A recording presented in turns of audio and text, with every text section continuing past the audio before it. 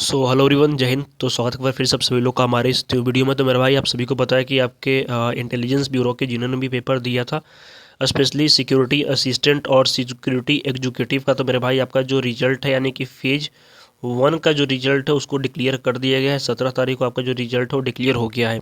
अब आपका next step बच जाता है कि स्टेप 2 यानी कि फेज़ 2 में आपके क्या होगा। और इसकी जानकारी न रहने के कारण भी बहुत सारे जो कैंडिडेट्स हैं ये आउट हो जाएंगे।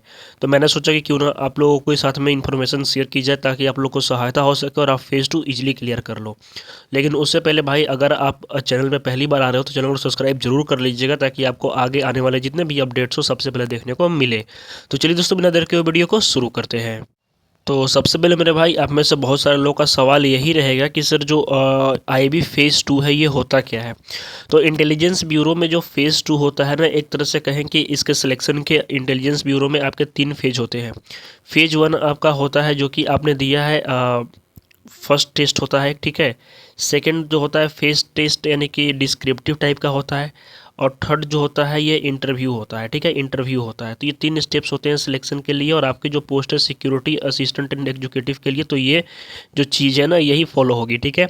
तो आपने फेज 1 जो ऑब्जेक्टिव यानी कि सीबीटी हुआ था आपका, आपने सक्सेसफुली क्लियर कर ली है। तो अब आप फेज़ 2 मिले एलिजिबल हो।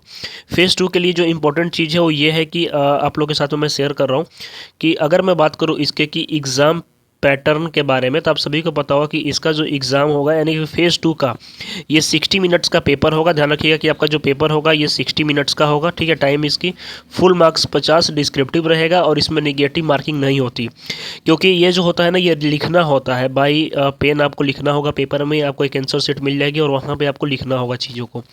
लिखना क्या होगा इसके बारे में जान लेते हैं। तो मेरे भाई, जैसा कि आप मेरे स्क्रीन को ऊपर देख सकते हो कि सबसे पहले आपको उसमें 2-3 चीज़ें रहेंगे। जैसे कि आपको ट्रांसलेशन करने के लिए रहेगा, ठीक है, ट्रांसलेशन करने के लिए रहेगा। आपको हिंदी में दिया रहेगा, ठीक है, कि आज के समय में राष्ट्रीय सुरक्षा किसी भी देश की सबसे बड़ी प्राथमिकता है। मीन्स कि इस टाइप का आपका हिंदी में पैसेज रहेगा और आपको कहा जाएगा कि इंग्लिश में ट्रांसलेट करो। तो जाहिर सी बात है कि आपको परेशानी आएगी। तो आपको ये चीज़ जो है ना घर से प्रैक्टिस अच्छे से करके जानी है और यही आपके फेज़ 2 में होगा। और मैक्सिमम जो चांसेस हैं कि आपके जो ट्रांसलेशन वाला रहेगा ये करंट अफेयर्स वगैरह से ज़्यादा रहेगा, ठीक है।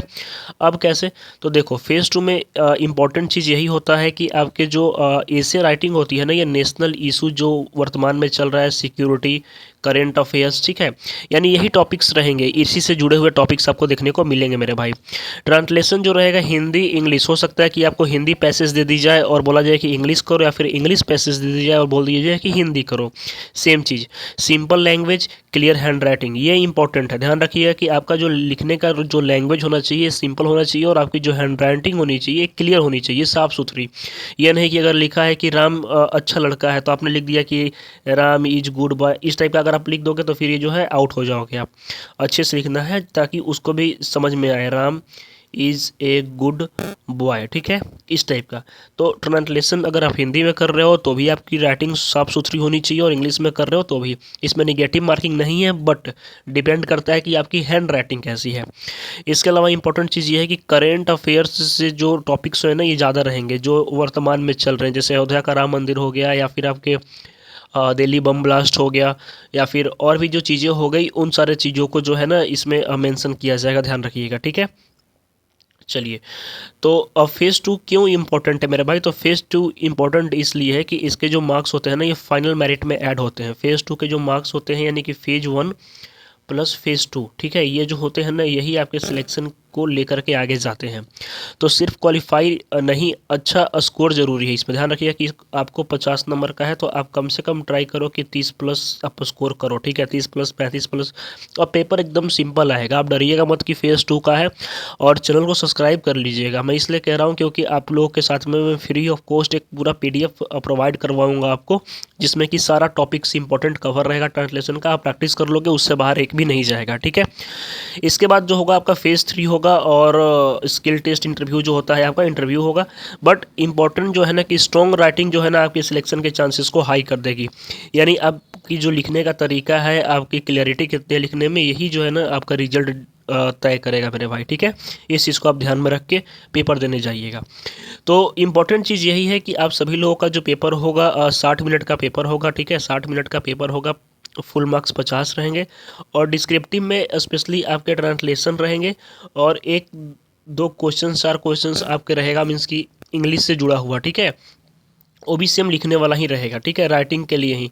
तो मेन फोकस करना है को कि आपको जो राइटिंग सेक्शन अपना है, राइटिंग आपको अपनी स्ट्रॉन्ग करनी है, ठीक है, राइटिंग आपको अपनी स्ट्रॉन्ग करनी है और बस आराम से पेपर दे करके आना है।